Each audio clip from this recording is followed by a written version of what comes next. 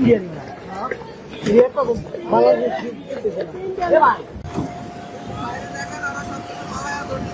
Indian না এটা তো বাংলাদেশ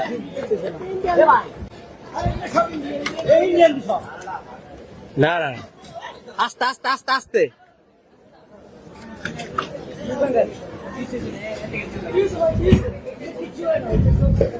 আরে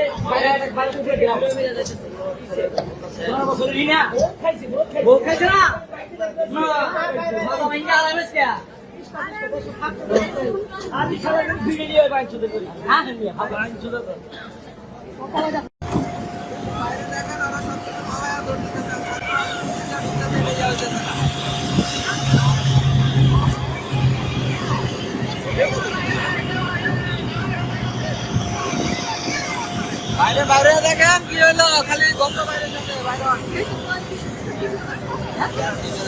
সবাই তাদের সশস্ত্রগুলো সব ফেলে দিয়ে চলে যাচ্ছে। এগুলো সব ফেলে দিয়ে যাচ্ছে কেন? সব তো তাদের সেফটি আছে না, সেফটি ছেড়ে চলে যাচ্ছে।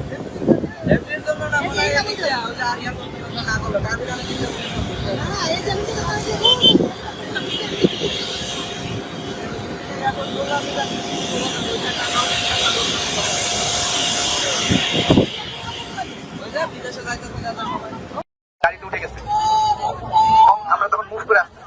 তো এখানে আসার পরে আমরা আমাদের পিছনে একটা জিপ আটকায় গেছে, কারণ জিপের সামনে আপনার হচ্ছে মোটামুটি 100 জনের মতো পুলিশ তখন আমার জিপের ইয়েতে চলে আসছে। আমার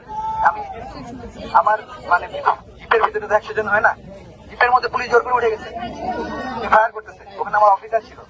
এখন সামনে 100 জন পুলিশ, তারা তাদের যে পজিশন রাস্তা ব্লক করে তারা যেভাবে হেঁটে আসে তারা এভাবে ফায়ার করতেছে এবং হেঁটে আসছে। পিছনে আমার অফিসার জিপ নিয়ে, আমি বোঝাতে পারছি আপনাদের।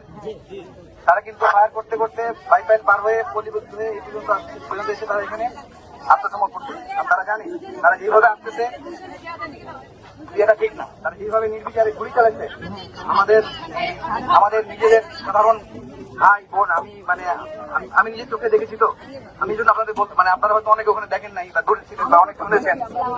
আমি যখন ওখানে গেছি আমি দেখছি আমাদের লোকজনের গায়ে যে গুলি লাগছে তারা এসে দেখাচ্ছে, এবং এটা শুধুমাত্র যে আপনার দিয়ে বুলেট ফায়ার করে তা না, তারা এখানে মারণাস্ত্র হিসেবে ওটাকে ব্যবহার করেছে। তারা এখন এসে এখানে ঢুকে গেছে, আমার গাড়ি নিয়ে এখানে এসে ঢুকে গেছে।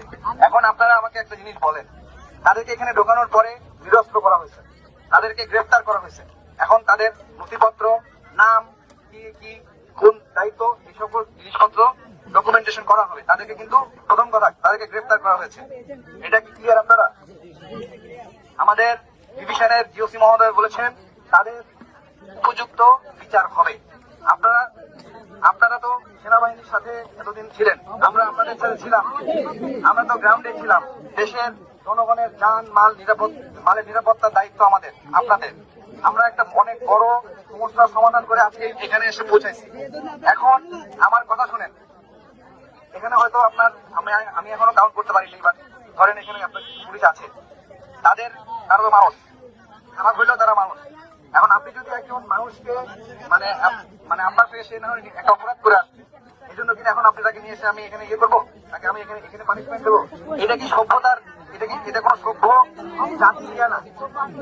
1, 2, আমাদের কিন্তু এখানে এনশিওর করা হবে যে তারা বিচারের আওতায় আসতেছে এবং তারা যা করছে এটার তদন্ত অবশ্যই হবে।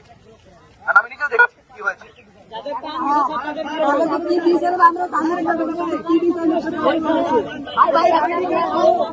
আপনারা সবাই বলবেন না,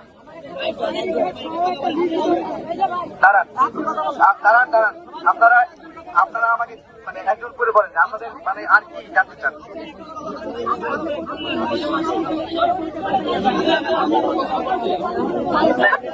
পুলিশের